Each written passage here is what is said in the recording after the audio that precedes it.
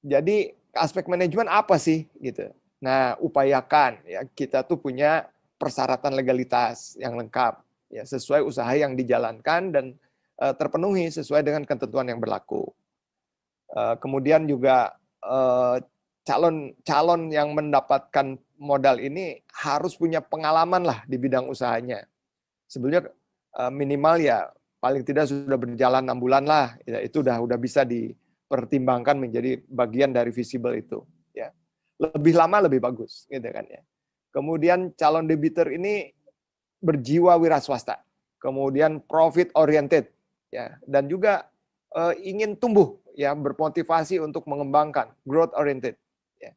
Kemudian juga yang penting tidak ada catatan yang jelek tentang calon debitur itu. Jadi harus dipastikan ya tidak masuk dalam kategori yang suka tidak bayar utang ya atau masuk dalam kategori non performing loan gitu. Kemudian karakternya juga akan dinilai oleh si calon pemberi modal ini.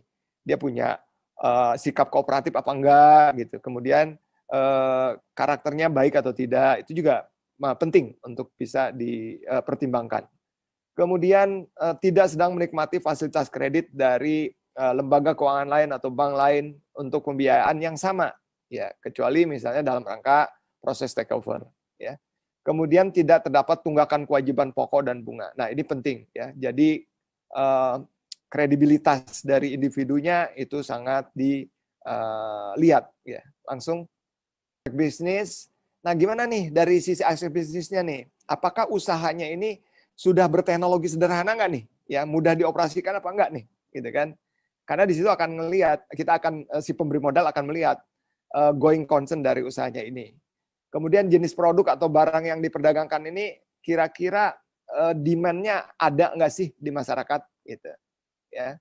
Kemudian kira-kira nih produksinya ini bisa nggak ditangani sendiri oleh key person-nya? Ya.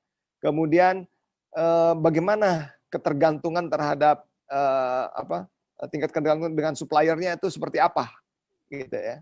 Dia bisa nggak untuk menjaga kemandirian atau kelangsungan dari usahanya? Mesin yang dipakai mempunyai nilai ekonomis atau harga jual apa enggak? Nah itu juga bisa jadi pertimbangan juga. Kemudian jenis produksinya tidak sensitif terhadap waktu misalnya, ya cepat kadaluarsa lah dan sebagainya. Ketersediaan tenaga kerjanya kira-kira gimana nih, cukup tinggi atau tidak, gitu ya. Kemudian mampu bertahan atau tidak nih di tengah persaingan yang sangat ketat sekarang ini.